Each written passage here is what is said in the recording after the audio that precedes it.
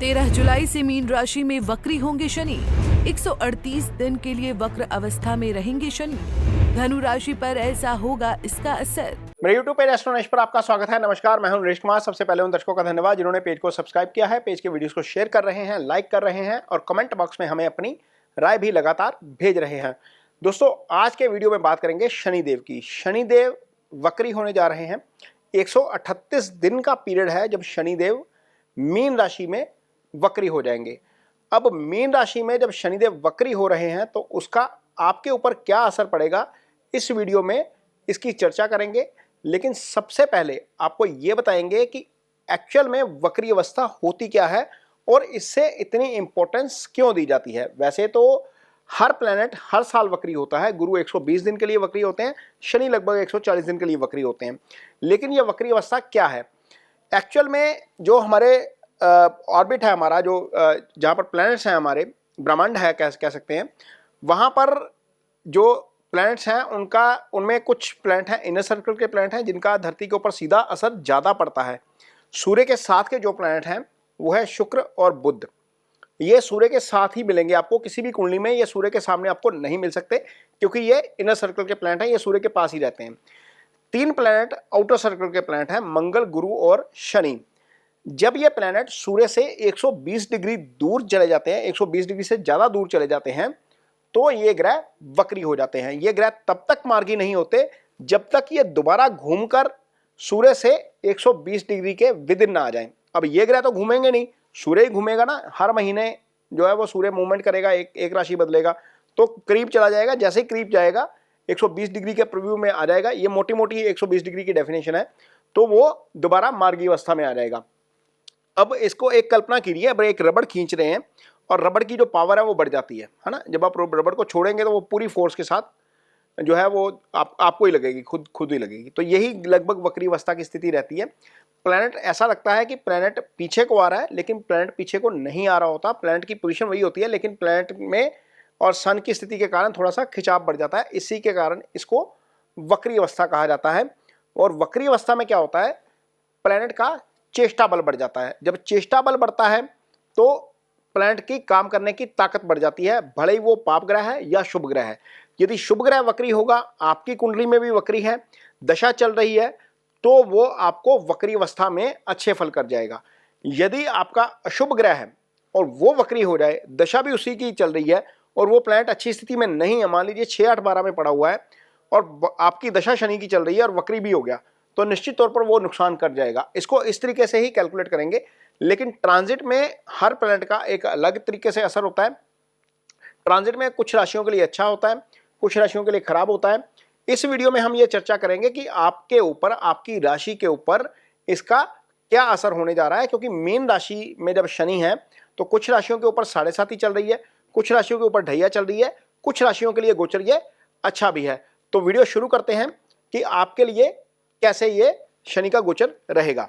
अब बात करेंगे कुंभ राशि के जातकों की। कुंभ राशि के जातकों के लिए शनि का ये गोचर जो हो रहा है वो दूसरे भाव में हो रहा है, यानी कि कुंभ राशि के जातक शनि की 7.5 के आखिरी प्रभाव में है, यानी कि आखिरी ढैया है उनके ऊपर चल रही है।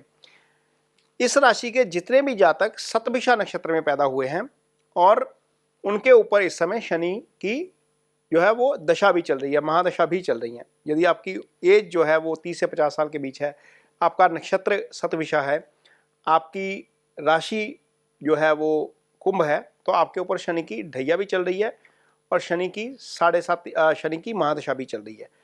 तो महादशा नाथ का वक्री हो जाना, ढैया में आखिरी फेस में होना, ये आपके लिए थोड़ा सा अच्छा नहीं है। इसलिए थोड़ा सा आपको सावधानियां जरूर रखनी पड़ेंगी। कारण यह है कि ये आपकी राशि के स्वामी भी हैं। शनि आपके लिए 12वें भाव के भी स्वामी हैं। 12वां आपका आयु स्थान, 12वां आपका जो है वो खर्चे का भाव होता है, मोक्ष का स्थान होता है। शनि की मूल त्रिकोण राशि जरूर लगन में है। राशि के स्वामी का दूसरे भाव में जाकर वक्री होना यह आपके धन की हानि कर सकता है। यहाँ पर आपको थोड़ी सी दिक्कत हो सकती है, खास तौर पर यदि आपके ऊपर जो है वो महादशा भी शनि की चल रही है। क्योंकि महादशा में शनि जो है वो दोनों भावों के फल कर जाएंगे, 12वें के भी फल करेंगे, आपकी राशि के भी फल करेंगे। तो कुंभ राशि के जितने भी जातक हैं उनके खर्चे बढ़ सकते हैं सबसे पहले। दूसरा, चूंकि वो दूसरे भाव में बैठे हैं, फोर्थ को देख रहे हैं, फोर्थ आपके एसेट्स का भाव होता है, आपका सुख स्थान इसको कहा जाता है, आपकी मदर का विचार यहाँ से किया जाता है। तो कुंभ राशि के जितने भी जातक हैं उनको अपनी मदर की हेल्थ को लेकर कंसर्न हो सकते हैं, थोड़ी सी चिंता बढ़ सकती है इन 138 दिनों में।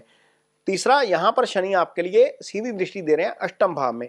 अष्टम अगेन दुर्घटना का भाव होता है, अचानक से लॉस का भाव अष्टम होता है, लंबी बीमारी अष्टम से आती है। तो आपकी राशि के स्वामी का दूसरे जाकर अष्टम को देखना, ये आपके अष्टम के सिग्निफिकेंस डिस्टर्ब करेगा। आपकी सीक्रेसी कॉम्प्रोमाइज हो सकती है, इसलिए अपने पासवर्ड जो है वो जरूर चेंज करिए।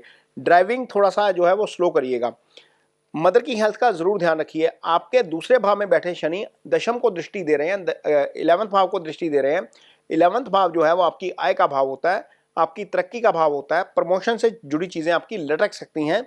यहाँ पर आपको थोड़ी सी दिक्कत का सामना करना पड़ सकता है। हो सकता है कि आपको थोड़ा सा हेल्थ इशू भी आए, क्योंकि 12वां एक्टिव है, 12वां हॉस्पिटलाइजेशन का भी भाव होता है।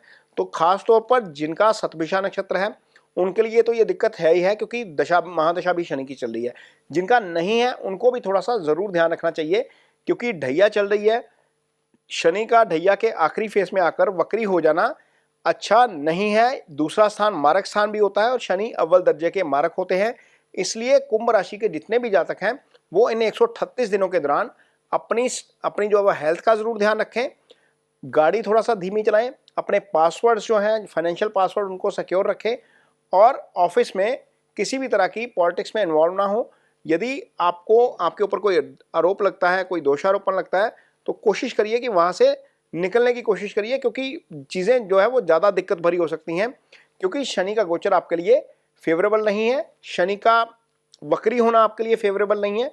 यदि इन सारी चीज़ों का थोड़ा सा ध्यान रखेंगे तो हो सकता है कि इन 138 दिनों के दौरान आपके ऊपर कोई बहुत ज़्यादा इम्पैक्ट ना आए। यदि आपकी कुंडली में शनि की स्थिति कमज़ोर है, मान लीजिए आपका शनि 6, 8, 12 में है, वैसे तो छठे का गोचर शनि का अच्छा होता है, छठे भाव में, 8वें भाव में, 12वें भाव में है, या शनि आपका राहु केतु एक्सिस में है, शनि मंगल के साथ समसप्तक में है, 6, 8 में है, 6, 8 एक्सिस में है, या शनि सूर्य के प्रभाव में है, अस्त है, तो ऐसी स्थिति में आपको सैटर्न से संबंधित रेमेडीज जरूर करनी चाहिए।